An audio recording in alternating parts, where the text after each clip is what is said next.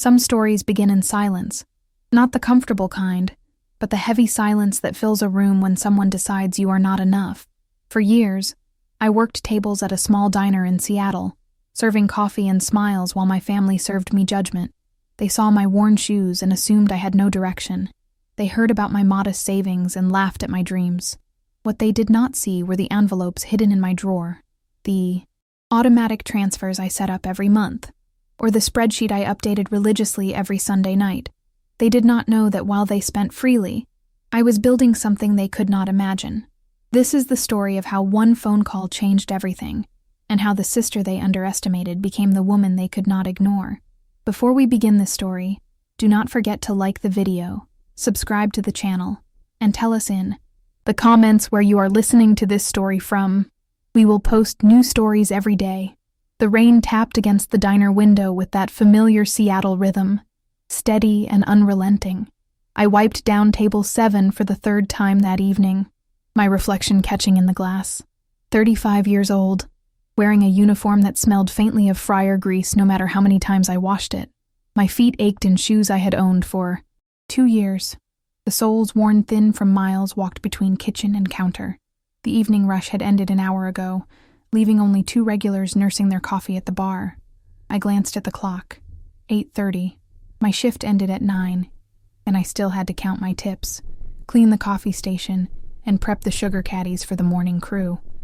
My phone buzzed in my apron pocket. A text from my sister Jennifer. Family dinner tomorrow. At my place. 6 o'clock. Do not be late. No please. No question mark. Just an expectation that I would show up. That I would once again sit at her table and play the role she had written for me years ago. The little sister who never quite measured up. The one who chose the wrong path, the wrong career, the wrong life. I typed back a simple reply. I will be there. Because I always was. Because despite everything, they were still my family. Because some part of me, the part I tried to ignore, still hoped that one day they would see me differently. Tony, the night cook, stuck his head through the kitchen window. Going to start closing down back here, Laura? You good out there? All set? I called back. Just finishing up.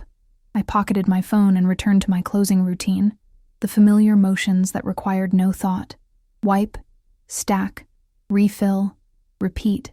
My mind wandered to tomorrow, to the dinner I already knew would be uncomfortable. Jennifer and her husband lived in Bellevue, in a house with a view of Lake Washington. 4 bedrooms, 3 bathrooms, a kitchen with granite countertops and appliances I could not even name. She worked in tech, something with marketing and analytics that I only half understood. Her husband was a software engineer. They drove matching luxury cars and vacationed, in places I had only seen in magazines.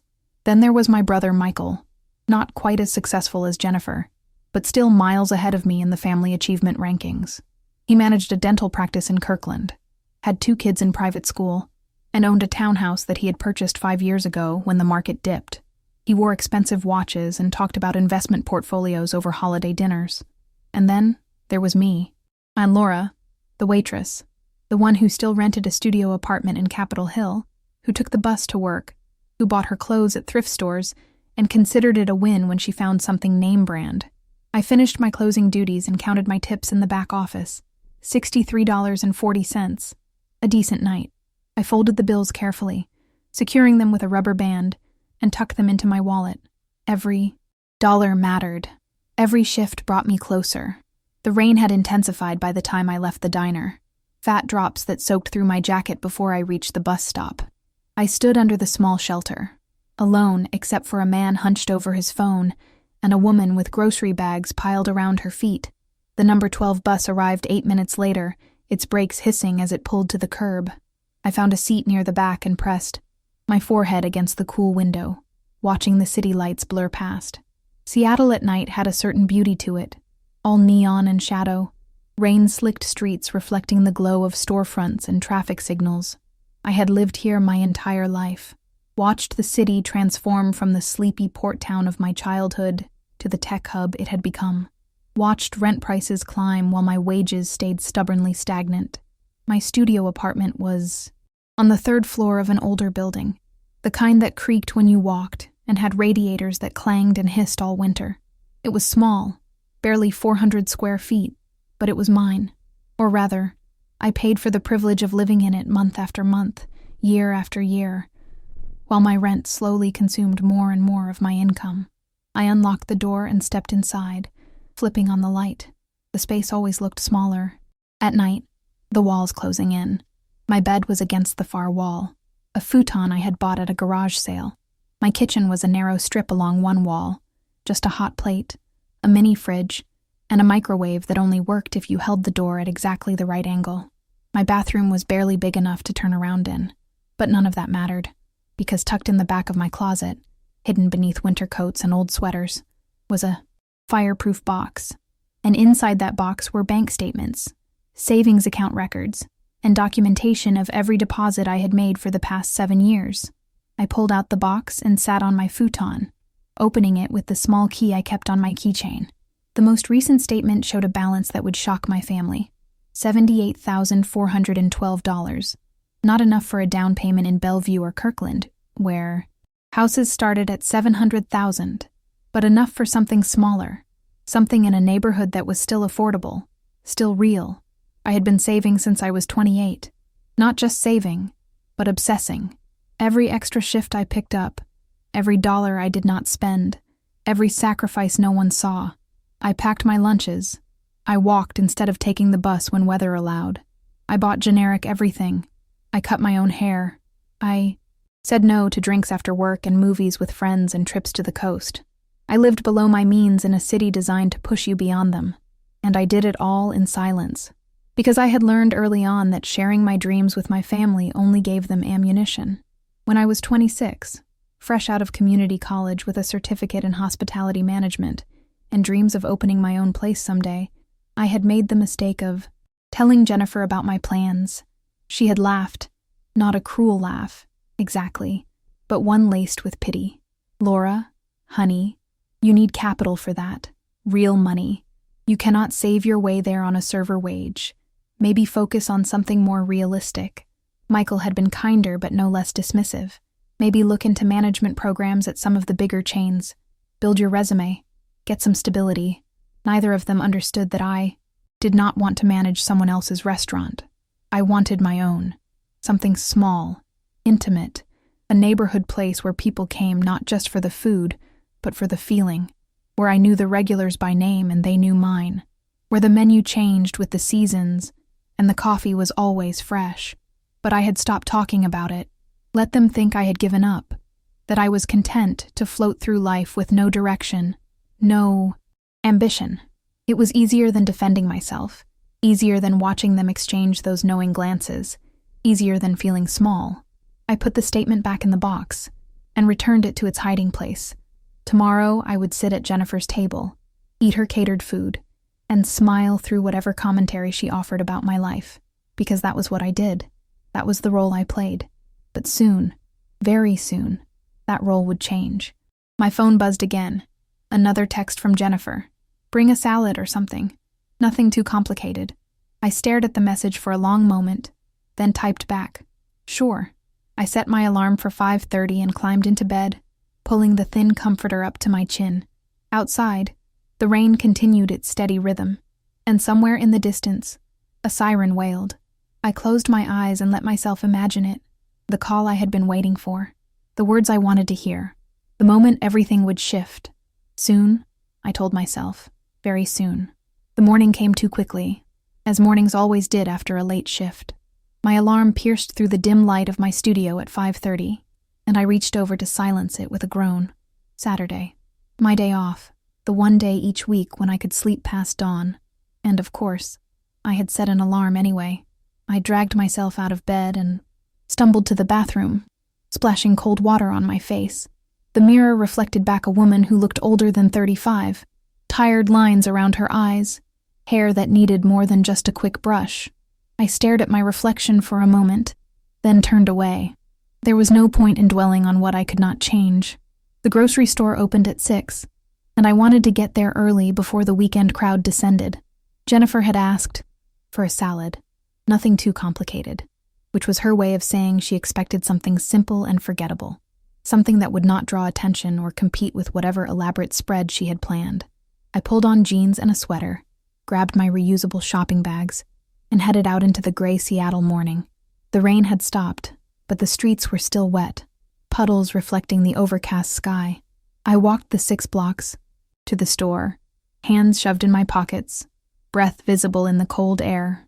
Inside, the fluorescent lights were too bright, the store nearly empty except for a few early risers like myself. I grabbed a cart and made my way through the produce section, selecting mixed greens, cherry tomatoes, cucumbers, and a red onion. Nothing fancy, nothing that would require explanation. At the checkout, the total came to $12.37. I paid in cash, as I always did, and declined the receipt. Every transaction was calculated, every expense weighed against my goal. $12 today, but I had picked up an extra shift next Tuesday that would more than compensate. Back at my apartment, I had 5 hours before I needed to leave for Jennifer's house. I spent the first hour preparing the salad, washing and drying each leaf, slicing the vegetables, with precise, even cuts. Cooking had always been my sanctuary, the one place where I had complete control. At the diner, I only served the food, but at home, in my tiny kitchen with its limited tools, I could create.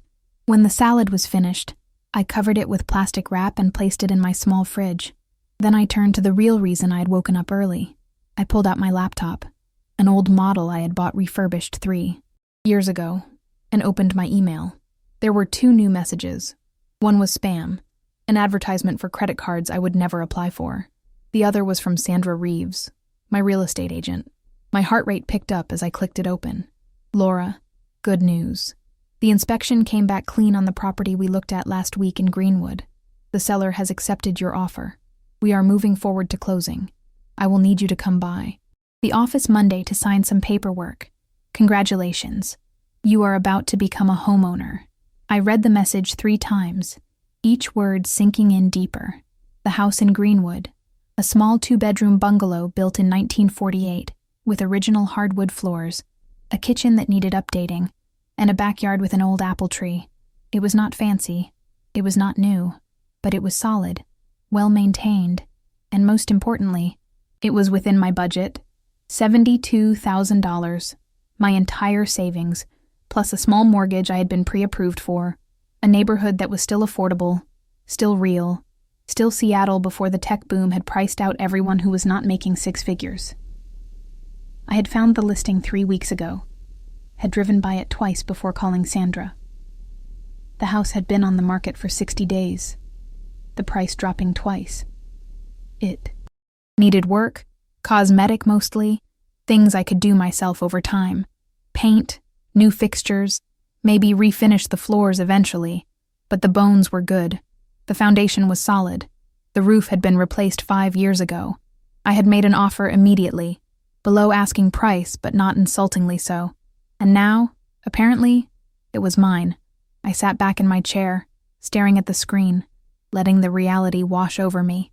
After 7 years of saving, 7 years of sacrifice, 7 years of living in this tiny studio and watching every penny, I was about to own a home. Not rent. Own. And no one in my family knew. I closed the laptop and stood, pacing the small space of my apartment. My hands were shaking slightly, a mix of excitement and something else. Anxiety, maybe. Or anticipation. Because tonight, at dinner, I would not say anything. I would sit quietly, as I always did, and let them make their assumptions. Let them see what they expected to see. But soon, very soon, they would know, and everything would change. I showered and dressed carefully, choosing clothes that were neat but unremarkable. Dark jeans, a simple blouse, a cardigan that had seen better days. I blow-dried my hair, applied minimal makeup, and checked my reflection one last time. I looked exactly like what they expected. The struggling little sister, the one who never quite got her life together. Perfect. The bus ride to Bellevue took 45 minutes, crossing Lake Washington on the floating bridge, the city skyline receding behind me as I entered the realm of tech wealth and suburban comfort. Jennifer's neighborhood was all manicured lawns and 2-car garages, streets named after trees that had been cut down to build the houses. I arrived at 5:55 deliberately early because Jennifer hated lateness, but also hated when people arrived too early. I stood on her doorstep, salad bowl in hand, and rang the bell.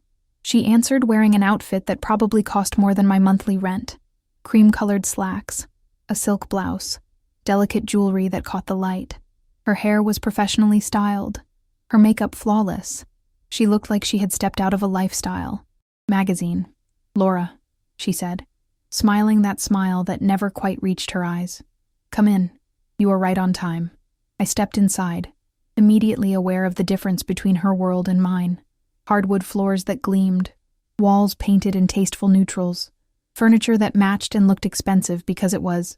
The air smelled like vanilla and something else, something that came from candles that cost $40 each. Michael was already there, sitting in the living room with his wife Karen and their 2 kids. He stood when I entered, giving me a brief hug that was more obligation than affection. "Hey, Laura, how have you been?" "Good," I said, the lie coming easily. "Busy with work. You know how it is." He nodded, already losing interest, his attention returning to his phone. Karen offered a polite smile but said nothing. The kids were absorbed in their tablets, barely registering my arrival. Jennifer took the salad from me, glancing at it with an expression I could not quite read. "This looks nice. Simple. I will put it with the other dishes." I followed her into the kitchen, which was larger than my entire apartment. Granite counters, stainless steel appliances, an island big enough to seat 6. On the counter were containers from an upscale catering company, the kind that charged $50 per person minimum.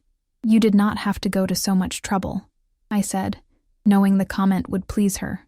"Oh, it was nothing," Jennifer replied, waving her hand dismissively. "I have been so busy with the new campaign launch at work. I just did not have time to cook. Besides, this place does it better than I ever could." She began transferring food to serving dishes, each movement practiced and efficient. I stood awkwardly, unsure whether to help or stay out of the way. "So," Jennifer said, not looking at me as she arranged salmon on a platter, "how is the diner?" "It is fine. Same as always. Still saving for that restaurant dream of yours." The question landed like a small knife, precise and sharp. She asked it casually, as if she were inquiring about the weather, but we both knew what she was really asking. She was reminding me of my failure, of the dream I had shared years ago and never mentioned again. "I am saving," I said carefully, "but not for a restaurant, just for general future things." "Smart," she said, finally looking at me. "You have to be practical at our age. We cannot all chase pipe dreams forever." I nodded, biting back the words I wanted to say. Let her think she had won this small moment. Let her feel superior. It would make what came next even sweeter. We carried the food to the dining room, where Jennifer had set the table with china and cloth napkins. Michael and his family joined us, everyone taking their assigned seats. I sat at the end, in the chair that wobbled slightly, the one Jennifer probably kept meaning to fix but never did. Dinner began with small talk. Michael talked about the dental practice, about hiring a new hygienist and dealing with insurance companies. Karen mentioned their kids, school activities, the soccer games and piano recitals that filled their weekends. Jennifer spoke about her job, using terms and acronyms I did not understand, her tone making it clear she did not expect me to follow along. I ate quietly, offering appropriate nods and murmurs, playing my role perfectly. Then, as dessert was being served, Jennifer turned to me with that expression I had seen so many times before, the one that said she was about to offer unwanted advice disguised as concern. "Laura," she began, her voice taking on that careful, measured tone. "I have been thinking, you have been at that diner for how long now? 7 years? 8, I corrected. 8 years. And you are still renting that studio in Capitol Hill, right?" I nodded, my throat tight. "Have you ever thought about your long-term plan? I mean, you cannot waitress forever. What happens when you are 50, 60? Your feet will not hold up. Your back will give out. You need to think about your future." Michael chimed in, his voice gentler but no less patronizing. "She is right, Laura. Maybe it is time to consider something more stable. Have you looked into management positions? Or maybe going back to school?" "I have thought about it," I said quietly. Jennifer leaned forward, warming to her subject. "Because honestly, and I am only saying this because I care, You cannot keep living like this. You are 35. You should own something by now. Build some equity. But on a server's wage, renting in the city, how are you ever going to save for a down payment? The table had gone quiet. Everyone's attention now on me. Even the kids had looked up from their plates, sensing the shift in atmosphere. Jennifer continued, "Do you even have savings? Because if you need help, if you need advice on budgeting or investment strategies, I can share some resources. There is no shame in needing guidance." Something shifted inside me then, a small crack in the careful facade I had maintained for so long. I set down my fork, very slowly, and looked at my sister. "I have savings," I said. "That is good," Jennifer replied, not quite believing me. "How much? A few thousand? More than that? 5,000? 10? Because even 10,000 is not going to get you very far in this market." I met her eyes, holding her gaze. 78,000. The silence that followed was absolute. Jennifer's expression froze, her mouth slightly open. Michael stopped mid-bite. Karen's eyes widened. "What?" Jennifer finally managed. $78,000, I repeated, my voice steady. "I have been saving for 7 years. Every shift, every tip, every dollar I did not spend on things I did not need. I have been building towards something you said was impossible." Jennifer recovered first, her face shifting from shock to something harder. "You are lying. I am not. There is no way. On your salary, living in the city, the math does not work." I stood, pulling my phone from my pocket. I opened my banking app, navigated to my savings account, and turned the screen toward her. The balance was right there, undeniable. She stared at it, and I watched her face cycle through emotions, disbelief, confusion, and then, unmistakably, something that looked like anger. "How?" she demanded. "I already told you. I saved. But you live in a studio. You take the bus. You work at a diner." "Exactly," I said. "I lived below my means. I made sacrifices. I prioritized." Michael found his voice. "Laura, that is incredible. I had no idea. Because I did not tell you," I said, looking at him. "Because every time I shared anything about my goals, about my dreams, they got dismissed. So I stopped sharing." Jennifer was shaking her head, still processing. "So what? You are going to buy a house now? With that money?" "I already did," I said quietly. "The offer was accepted this morning. I close in 3 weeks." The room erupted. Michael congratulating me, Karen asking questions, the kids suddenly interested. But I was watching Jennifer, watching the way her face had gone pale, the way her hands clenched around her napkin. "Where?" she asked, her voice tight. "Greenwood. Greenwood. That is practically north of the city. That neighborhood is not even developed yet. It is affordable," I said, "and it is mine." She stood abruptly, gathering plates with sharp, angry movements. "Well, congratulations. I am sure you will be very happy in your fixer-upper in a marginal neighborhood." She disappeared into the kitchen, the door swinging shut behind her. The table fell quiet again, everyone unsure how to proceed. Michael cleared his throat. "She will come around. She is just surprised." But I knew better. This was not surprise. This was something else entirely. Because for the first time in our lives, I had achieved something she had not expected. I had proven her wrong, and Jennifer did not handle being wrong very well. I stayed for another 20 minutes, accepting congratulations from Michael and Karen, answering their questions about the house. But the dinner was effectively over, the atmosphere too strained to continue. As I was leaving, Jennifer reappeared, her composed mask back in place. "Let me know if you need help moving," she said, her tone neutral but her eyes still cold. "I will," I replied, knowing I would not. I walked to the bus stop in the gathering dark, my heart racing, my hands still trembling slightly. I had done it. I had told them. And while it had not gone exactly as I had imagined, it had been real, honest, true. The bus arrived and I climbed aboard, finding a seat by the window. As we pulled away from Bellevue, crossing back over the bridge toward Seattle, I allowed myself a small smile. Everything was about to change. And this time, I would be the one in control. A pause in the story to ask you, are you enjoying this story so far? Do not forget to like the video and subscribe to the channel. We will post new stories every day. Thank you. Let us continue. The days following the dinner at Jennifer's house felt different, heavier, somehow, like the air itself had changed texture. I went through my shifts at the diner with the same mechanical efficiency as always, pouring coffee and delivering plates, but my mind was elsewhere, replaying the moment I had revealed my savings, the look on Jennifer's face, the silence that had followed. She had not called, not once in the 5 days since dinner. No text messages, no emails, nothing. For someone who usually checked in at least twice a week with unsolicited advice or family updates, her silence was deafening. Michael had texted the next day, "Really proud of you, sis. Let me know if you need anything with the move."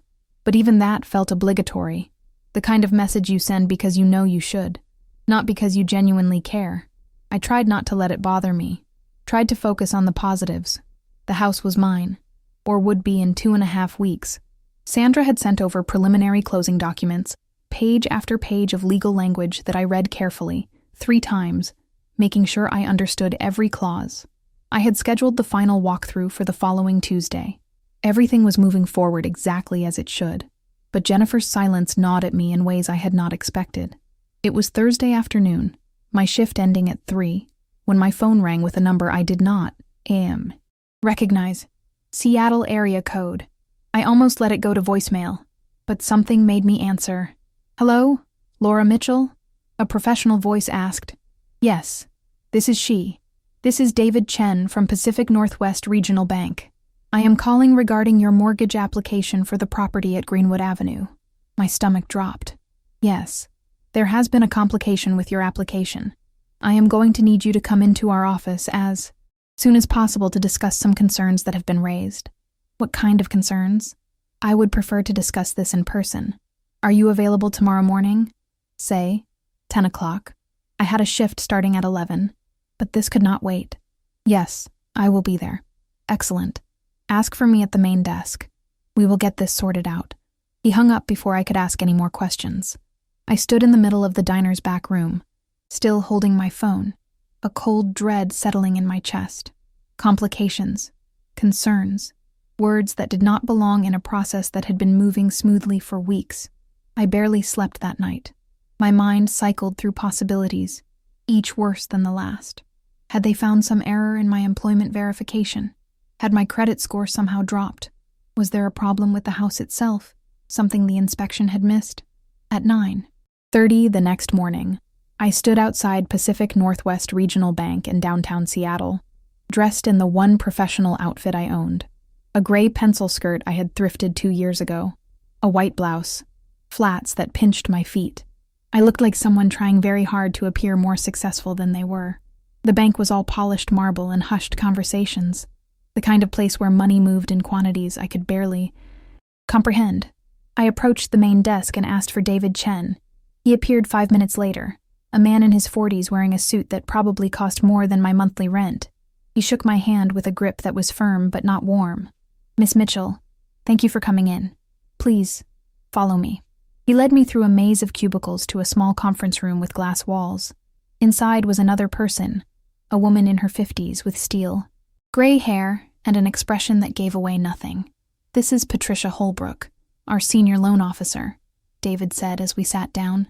"She will be joining us for this conversation." Patricia nodded but did not smile.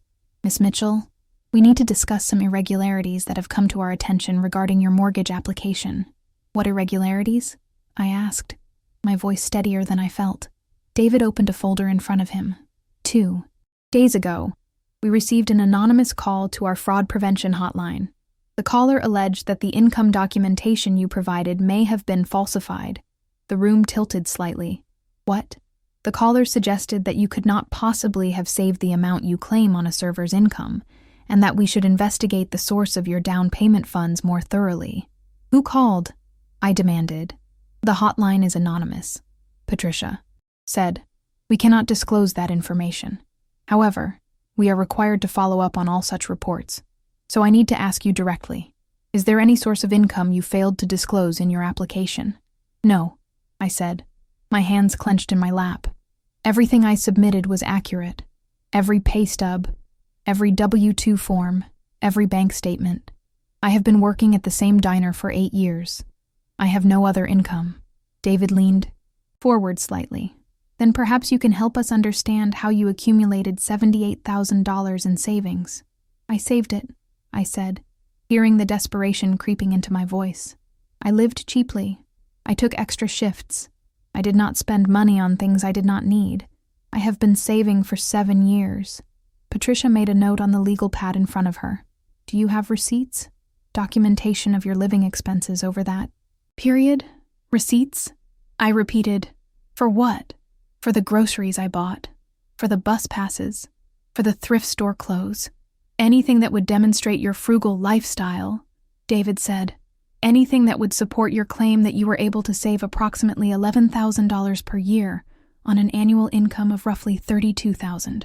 The math, when laid out like that, did sound impossible. I could see it in their faces. The skepticism they were trying to hide behind professional courtesy. I kept records. I said, budget spreadsheets. I tracked every expense. I can send them to you. That would be helpful, Patricia said. But I need to be honest with you, Miss Mitchell. This kind of savings rate, given your reported income and the cost of living in Seattle, raises red flags. We need to ensure that this money did not come from illegal sources, that it is not structured in a way designed to hide other financial activities. Are you accusing me of money laundering? I asked, my voice rising. We are not accusing you of anything, David said quickly. We are simply doing our due diligence. This is standard procedure when questions are raised. Questions raised by an anonymous caller who knew exactly how much I had saved and exactly where I worked. The realization hit me like cold water. Jennifer. It had to be Jennifer. How much information did this caller provide? I asked. David and Patricia exchanged a glance. Enough to warrant investigation. Did they mention where I work? My exact salary? My savings balance? Another pause. Yes. Then it was not an anonymous stranger concerned about bank fraud, I said, standing up. It was someone who knows me. Someone who knew those details because I told them. Someone who is trying to sabotage this purchase. Miss Mitchell, Patricia began, but I cut her off. Give me 2 days. I will bring you every piece of documentation I have. Every budget spreadsheet, every pay stub going back 8 years, every bank statement showing every deposit. I will prove that every single dollar came from legitimate sources. But I need you to understand that someone is deliberately trying to interfere with this purchase out of spite. If you can provide that documentation, David said slowly, we will review it thoroughly. But until we complete this investigation, your loan approval is on hold. The closing is in 2 weeks, I said. We understand, Patricia replied, and we will work as quickly as possible. But we cannot proceed until these questions are resolved.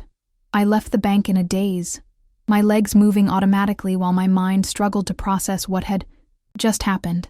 Someone had called the bank. Someone had tried to destroy this for me, and I knew exactly who. I pulled out my phone and called Jennifer. It rang 4 times before going to voicemail. I called again. Voicemail. A 3rd time. On the 4th try, she answered. What, Laura? Did you call my bank? Silence on the other end. Did you call my bank and report suspected fraud? I do not know what you are talking about, she said. But her voice was too careful, too measured. You are lying. You are the only person who knew those specific details. My salary, my savings, everything. I was concerned, Jennifer said finally. The math did not add up. If you are doing something illegal, someone needed to know. Something illegal, I repeated, my voice shaking now. I worked. I saved. That is what I did. There is nothing illegal about living below your means. On that kind of income. In this city? Come on, Laura. Be realistic. You could not stand it. Could you? I said, the words tumbling out now. You could not stand that I actually did it, that I proved you wrong, that the failure sister managed to save more than you probably have in your emergency fund. That is not true, she snapped, but there was something brittle in her voice.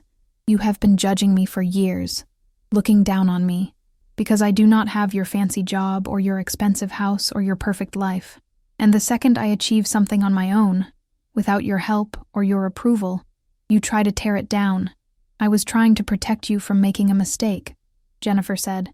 That neighborhood is not good. That house is going to be a money pit. You are going to regret this. No, I said. You were trying to protect yourself from having to admit that maybe I am not the mess you need me to be. Maybe I am actually capable of making my own decisions and achieving my own goals. You are being dramatic, she said, and you are being cruel. I hope that call was worth it, because I am done. I am done apologizing for not living up to your expectations. I am done being the cautionary tale you use to make yourself feel better. I am done with all of it. I hung up before she could respond, my hands shaking so badly I nearly dropped the phone. The next 2 days were a blur of paperwork. I called in sick to the diner for the first time in 3 years. I sat at my tiny kitchen table with my laptop and a stack of folders and assembled 7 years of my financial life. Budget spreadsheets showing every dollar earned and spent, pay stubs, tax returns, bank statements with deposits highlighted and annotated, receipts I had saved for major purchases, few as they were, a written timeline explaining my saving strategy, my financial goals, my decision to prioritize home ownership over short-term pleasures. I worked 16 hours the first day, 12 the second. My eyes burned from staring at the screen. My back ached from sitting in the same position. But I did not stop, could not stop, because this was my life, my dream, and I would not let anyone take it from me. On Monday morning, I returned to the bank with a 3-inch binder containing everything I had compiled. David Chen met me in the lobby, his expression unreadable. "Miss Mitchell," he said, "thank you for coming in. Please, come with me." We returned to the same conference room. Patricia was there again, along with another man I did not recognize. "This is Gerald Winters, our chief compliance officer," David explained. I set the binder on the table between us. "Everything you asked for. 7 years of financial records, every source of income, every expense, every deposit into my savings account. It is all documented and annotated." Patricia pulled the binder toward her and began flipping through it. The room was silent except for the sound of turning pages. Minutes passed, then more minutes. I sat motionless, barely breathing. Finally, Patricia looked up. "This is incredibly thorough," she said. "I take my finances seriously," I replied. Gerald leaned forward, studying me. "Your savings rate was approximately 34% of your gross income over this period. That is extraordinary discipline. It was necessary," I said simply. More page turning, more silence. Then David closed the binder and looked at me directly. "Miss Mitchell, I owe you an apology. Everything here checks out. Your income is legitimate. Your savings pattern is consistent, and there is no evidence of any irregular financial activity. We should not have questioned you without reviewing the facts more carefully first. So my loan is approved," I asked, not daring to hope. "Your loan is approved," Patricia confirmed. "We will expedite the remaining paperwork to keep you on schedule for closing. Again, our apologies for the delay and the stress this caused." I left the bank 20 minutes later with a folder full of documents and a closing date that was now 9 days away. The relief should have been overwhelming, but instead, I felt numb, hollow, because I had won this battle, had proven myself once again. But the cost had been something I had not anticipated. My relationship with my sister, already strained, was now irreparably broken. And while part of me knew that was probably for the best, another part, the part that still remembered us as children playing in the backyard of our parents, house before life and ambition had turned us into strangers, mourned the loss. I rode the bus home in silence, watching Seattle slide past the window. The city that had raised me, challenged me, and now, finally, was giving me a piece of itself to call my own. My phone buzzed with a text from Jennifer. Mom called. She heard about what happened. She thinks we should all sit down and talk. I stared at the message for a long moment, then typed back a single word. No. I turned off my phone and closed my eyes, letting the rumble of the bus drown out everything else. In 9 days, I would sign papers and receive keys. In 9 days, everything would change. And this time, no one could take it away from me. The 8 days between the bank meeting and closing passed in a strange suspended reality. I returned to work at the diner, falling back into the rhythm of shifts and customers, but everything felt different now. The uniform I wore, the tables I cleaned, the tips I counted at the end of each night, all of it had taken on a temporary quality. This was not my permanent reality anymore. This was just the bridge between who I had been and who I was about to become. Jennifer had tried calling. Twice more. I let both calls go to voicemail, deleting the messages without listening to them. Michael sent another text asking if I needed help moving. I replied with a polite thank you, but said I had it covered. The truth was, I did not have much to move. 8 years in a studio apartment had taught me to live with less. Everything I owned could fit in the back of a borrowed pickup truck. On the Thursday before closing, I gave my landlord notice, 30 days, as required by my lease, though I would be out long before that. He barely reacted, already thinking about the next tenant, the next opportunity to raise the rent another $100. That evening, I walked to the house in Greenwood. It was a 40-minute walk from my studio, through neighborhoods that shifted from expensive to affordable, from renovated to original, from New Seattle to Old Seattle. I had the address memorized, had looked at the listing photos so many times I could navigate the interior in my mind. The house sat on a quiet street lined with mature trees, their branches forming a canopy overhead. It was smaller than the neighboring homes, humbler, a single-story bungalow with white siding that needed fresh paint and a front porch that sagged slightly on the left side. The lawn was overgrown, weeds pushing through. Cracks in the concrete walkway. The mailbox leaned at an angle. It was perfect. I stood on the sidewalk as the evening light faded, imagining it. New paint, maybe a soft gray or a warm cream, flower boxes under the windows, the porch repaired and furnished with a chair where I could sit with morning coffee, the lawn tamed, the walkway fixed, the mailbox straightened. I could see it all so clearly, not just the physical improvements, but the life I would build here, the small things that would make it mine, books on shelves I would buy secondhand, curtains I would sew myself, a kitchen where I would actually cook, not just heat up frozen meals on a hot plate, a bedroom with a real bed, not a futon, space to breathe. As I stood there, a woman emerged from the house next door. She was older, maybe 70, wearing gardening gloves and carrying pruning shears. She noticed me and paused. "Can I help you?" she asked, not unkindly, but with the wariness of someone who had lived in the city long enough to be cautious. "I am Laura," I said, walking toward her fence. "I am buying this house. I close on Monday." Her expression transformed, suspicion replaced by warmth. "Oh, how wonderful. I am Dorothy. I have lived here for 42 years. It will be nice to have a neighbor again. The previous owners moved 6 months ago. The house has been empty since then." We talked for 20 minutes, standing on opposite sides of her fence as the streetlights flickered on. She told me about the neighborhood, how it had changed over the decades, how it was one of the last places in Seattle where working people could still afford to live. She told me about the community garden 3 blocks away, the farmers market on Saturdays, the local coffee shop that had been there since the 1980s. "You picked a good spot," she said finally. "This neighborhood takes care of its own." I walked home feeling lighter than I had in weeks. This was real. This was happening. In 4 days, I would have keys. In 4 days, I would belong somewhere. But that night, my phone rang again. This time it was my mother. I had been avoiding her calls too, knowing that Jennifer had probably enlisted her as reinforcement. My mother had always been the peacekeeper in our family, the one who smoothed over conflicts and encouraged reconciliation even when it was not warranted. She meant well, but her instinct was always to preserve family harmony at any cost, even if it meant asking the wronged party to apologize. I almost did not answer. But she was my mother, and some obligations ran deeper than logic. "Hello, Mom. Laura. Sweetheart, I have been trying to reach you for over a week. I know. I have been busy. With the house, I heard. Congratulations, honey. That is a big step. Thank you." A pause, and then the real reason for the call. "Your sister is very upset. I imagine she is," I said, keeping my voice neutral. "She said you accused her of calling your bank, of trying to sabotage your home purchase. She did call my bank. I said, she reported. Suspected fraud because she could not accept that I actually saved that money.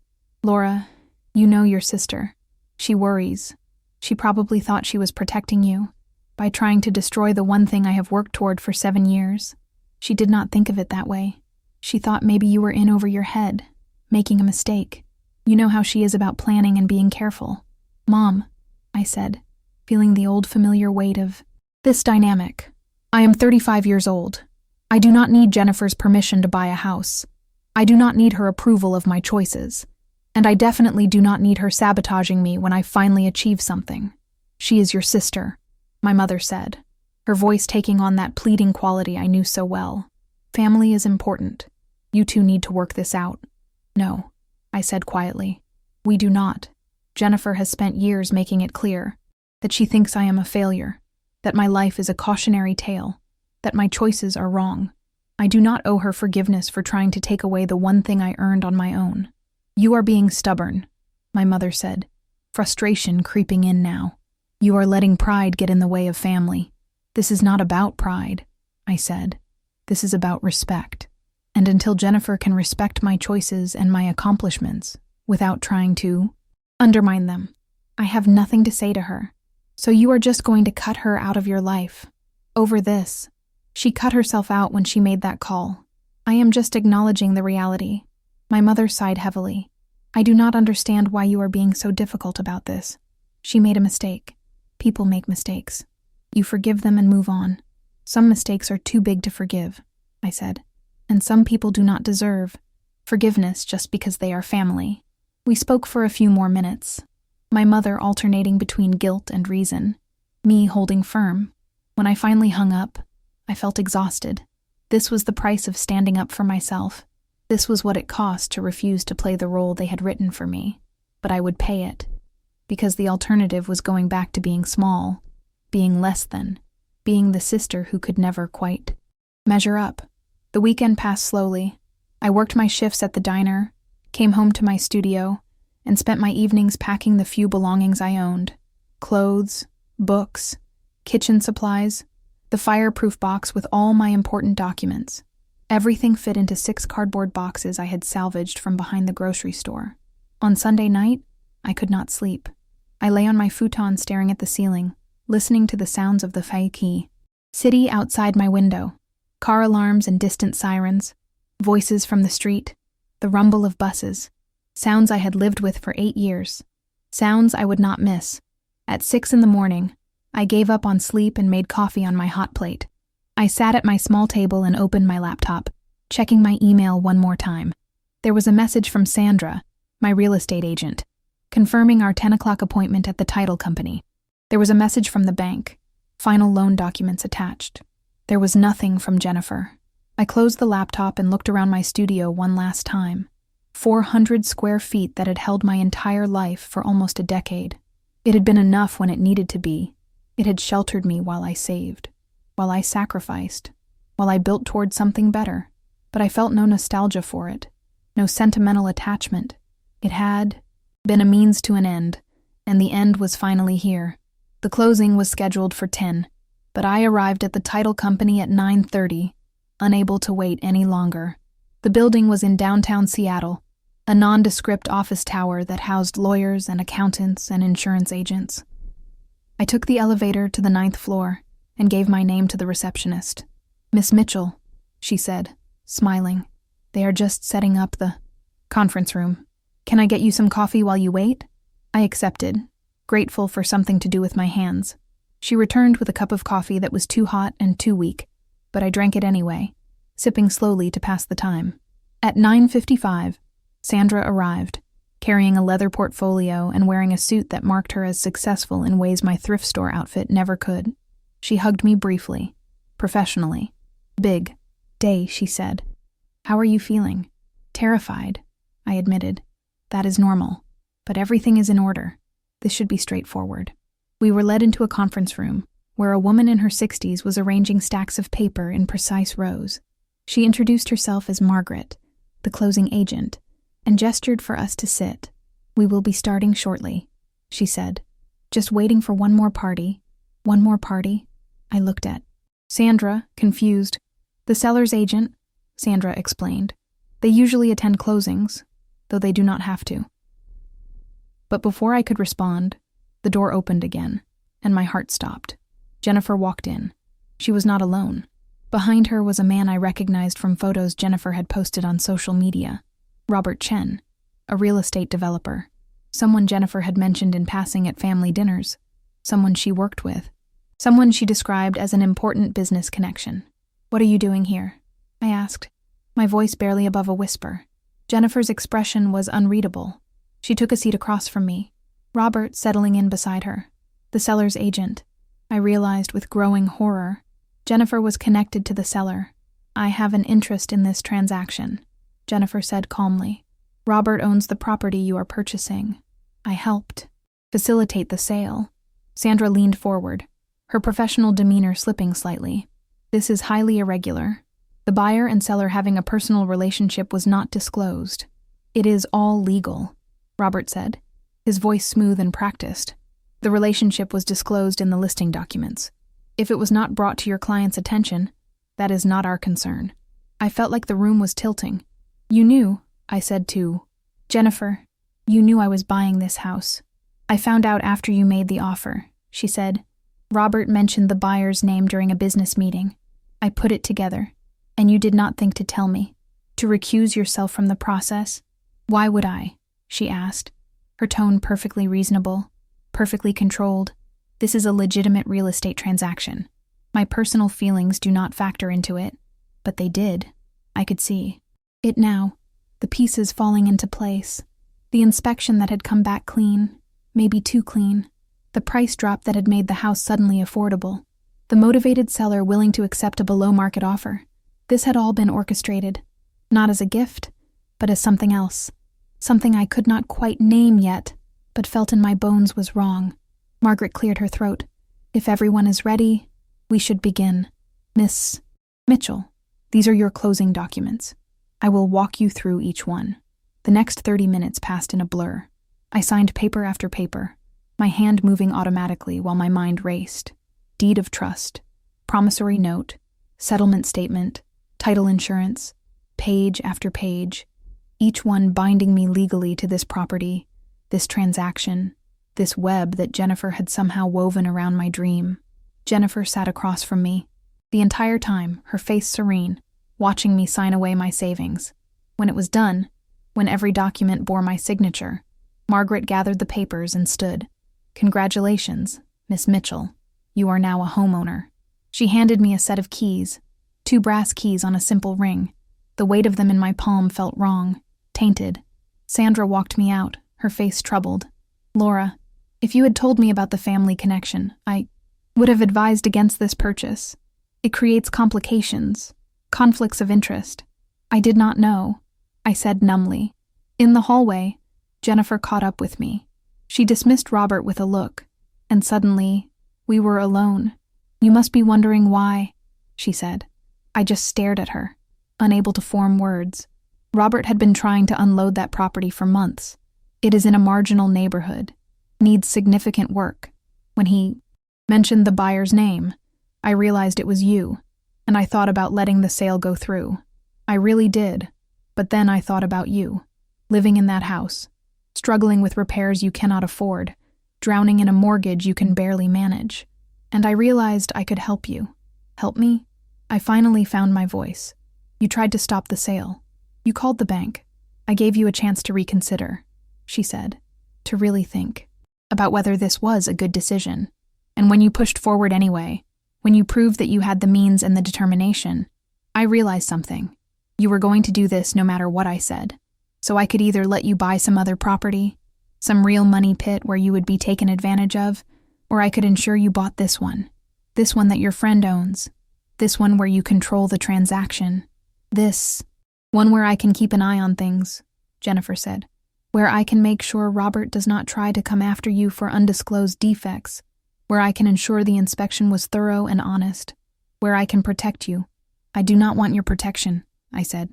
"You never do," she replied, "but you need it anyway. You have always needed it, Laura. You just refuse to see that." "No," I said, my voice stronger now. "What I need is for you to stop treating me like a child who cannot make her own decisions. What I need is for you to accept that I am capable of achieving things without your help or your interference. What I need is for you to let me succeed or fail on my own terms. And that is exactly what I am doing, Jennifer said. The house is yours, free and clear. Everything was legitimate. Everything was legal. You got exactly what you wanted. But it is tainted now, I said. Every time I walk through that door, I will know that you were part of this, that you orchestrated it. Or, Jennifer said, taking a step closer, you could choose to see it differently. You could see it as family looking out for family, as me using my connections to make sure my little sister did not get scammed or taken advantage of, as me trying, in my own way, to support your dream even when I think it is reckless. We stood, there in the hallway, two sisters who had once been close, who had once known how to talk to each other without this weight of judgment and resentment between us. Thank you for the house, I said finally, but I think we both know this is goodbye. You do not mean that, Jennifer said, but there was uncertainty in her voice now. I do, I said, because this is not support. This is control, and I am done being controlled. I walked away, the keys clutched in my hand, and I did not look back. In the elevator, I finally allowed myself to feel it. The anger, the betrayal, the bitter victory of owning something that would forever remind me of what it cost. But when I stepped outside into the cool Seattle morning, when I felt the weight of those keys in my pocket, something else stirred. Determination. Because Jennifer had orchestrated this thinking she was still in control. Thinking she had won some subtle victory. She had no idea what was coming next. A pause in the story to remind you to like the video, subscribe to the channel, and tell us in the comments where you are listening to this story from. We will post new stories every day. Thank you. Let us continue. I drove to the house in Greenwood in a borrowed truck, my few boxes rattling in the bed. The keys sat in my cup holder, catching the afternoon light every time I turned a corner. They should have felt like victory. Instead, they felt like a question I did not yet know how to answer. The house looked smaller in daylight, more worn. The paint was peeling worse than I remembered. The porch sagged more noticeably. The lawn was a jungle of weeds and neglect, but it was mine. Whatever Jennifer's involvement, whatever her intentions, the deed was in my name. The mortgage was my responsibility. The future of this place was entirely up to me. I parked in the driveway and sat for a moment, gathering myself. Then I grabbed the first box and walked to the front door. The key turned smoothly in the lock, and the door swung open with a creak that echoed through the empty interior. Inside, the house smelled of dust and old wood and possibility. The hardwood floors were scuffed, but solid. The walls were yellowed, with age but straight. The windows were original, single pane and drafty, but they let in generous light. I walked through each room slowly, my footsteps loud in the emptiness.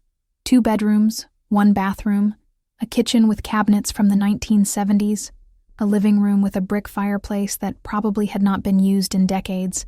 It needed work, significant work, but none of it was structural. None of it was beyond my ability. To learn and do myself, paint and patience. That was what this house needed. And I had both. I spent the rest of the day moving in my belongings, which took less than 2 hours. 6 boxes, a futon mattress, a small folding table, and 2 chairs. Everything I owned, everything that mattered, now contained in this space that suddenly felt enormous. By evening, I was sitting on my front porch with a beer I had bought at the corner store, watching the neighborhood settle into dusk. Dorothy emerged from her house next door, waving when she saw me. "You made it," she called. I made it. I agreed. She walked over, carrying a plate covered in foil. "I made extra lasagna. Thought you might be too tired to cook tonight." The gesture, simple and unexpected, made my throat tight. "Thank you. That is incredibly kind. We are neighbors now," she said. "This is what neighbors do." After she left, I ate the lasagna sitting on my porch steps, watching the stars appear one by one over Seattle. For the first time in weeks, I felt something that might have been peace. The next morning, I woke before dawn in my new bedroom, disoriented by the unfamiliar sounds. No traffic directly outside my window, no voices from neighboring apartments, no footsteps from above, Just birds and the distant hum of the city waking up.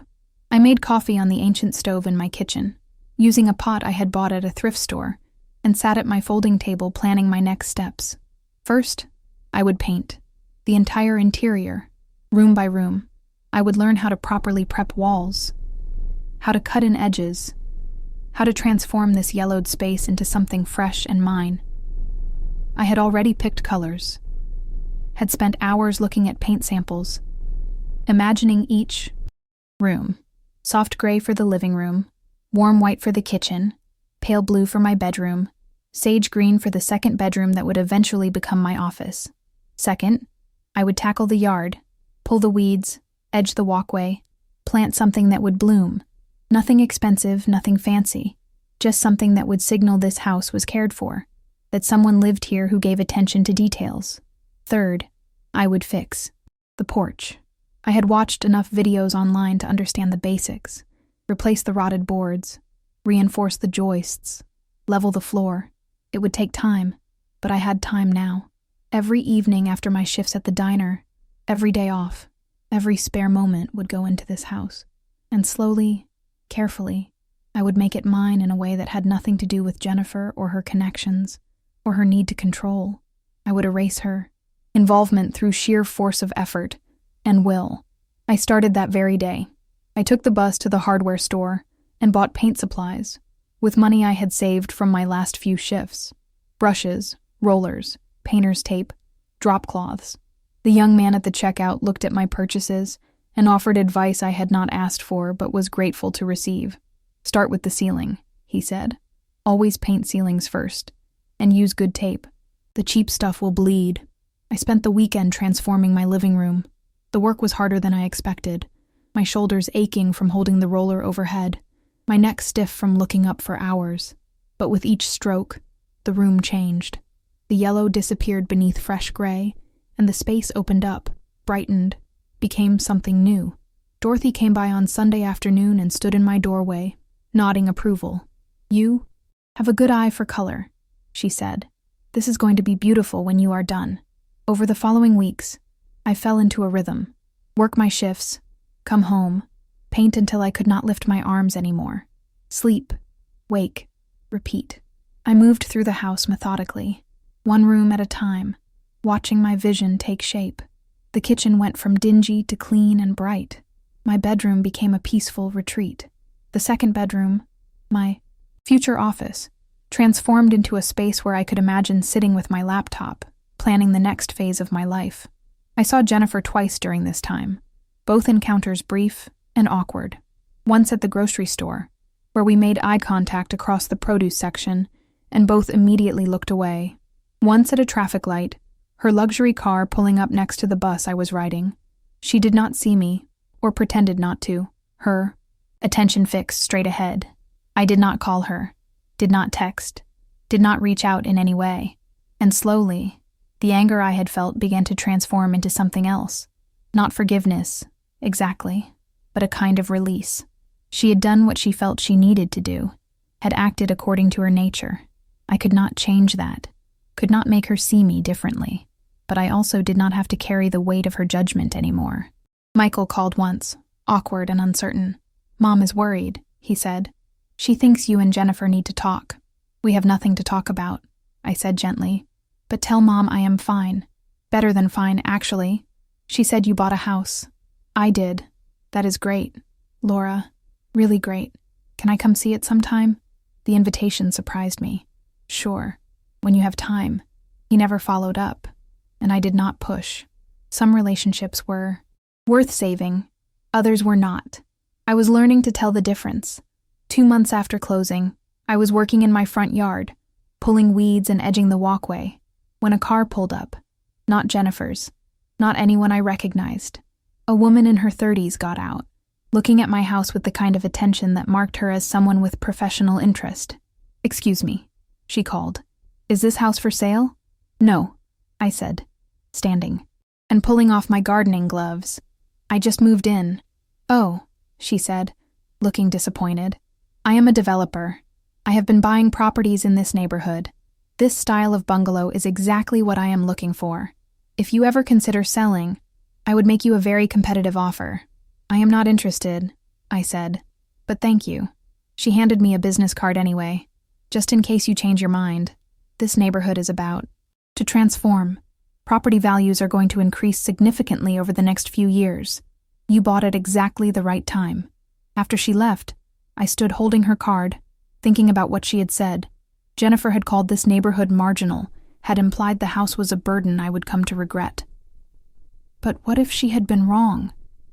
What if this was not a mistake, but the smartest investment I could have made? That evening, I did research, property records, development plans, zoning changes.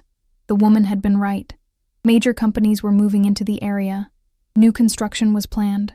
The city had approved infrastructure improvements. My modest little house in my marginal little neighborhood was sitting in the path of Seattle's expansion. The house I had bought for $72,000 would likely be worth twice that in 5 years. Maybe more. I laughed out loud, sitting alone in my living room. Jennifer had tried to control the outcome, had thought she was protecting me from my own poor judgment. Instead, she had inadvertently helped me make the investment of a lifetime. The irony was too perfect. I texted Michael, "Remember when you asked to see my house? Come by this weekend if you want. Bring the family." He showed up Saturday morning with Karen and the kids, all of them, piling out of their minivan and looking at my house with varying degrees of curiosity. The kids ran immediately to the backyard, drawn by the old apple tree.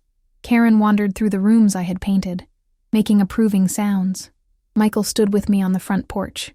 "You did this yourself?" he asked, gesturing at the fresh paint, the repaired boards under our feet. "Every bit of it." He shook his head slowly. "I could not do this. I would not even know where to start." "You learn," I said.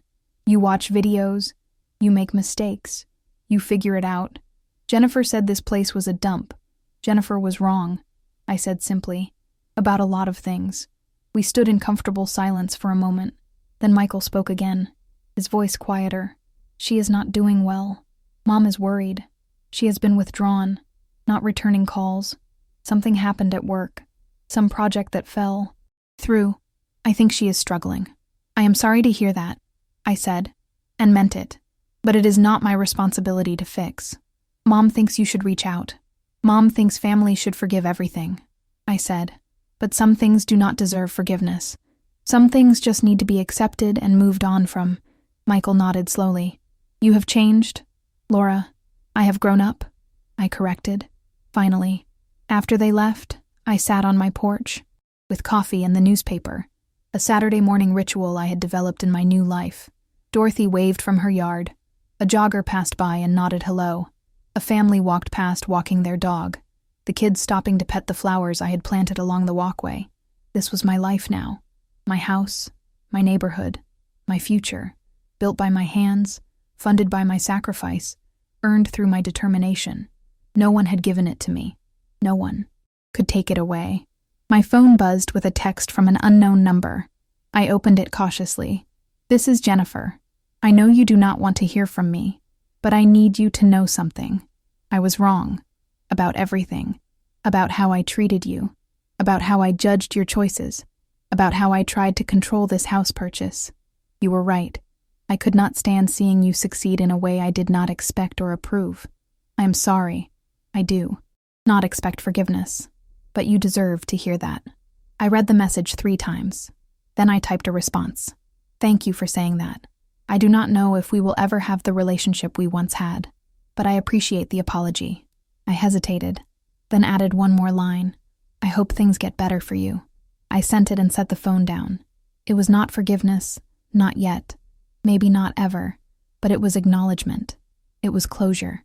It was the end of one chapter and the beginning of another. The sun broke through the clouds, as it sometimes did in Seattle, painting everything in golden light. My house, my yard, my future, all of it mine, all of it earned. I had won, not because Jennifer had lost, but because I had finally stopped measuring my success by her standards. I had built something real, something solid, something that would outlast judgment and doubt, and every attempt to make me feel small. I was home, finally, completely, undeniably home.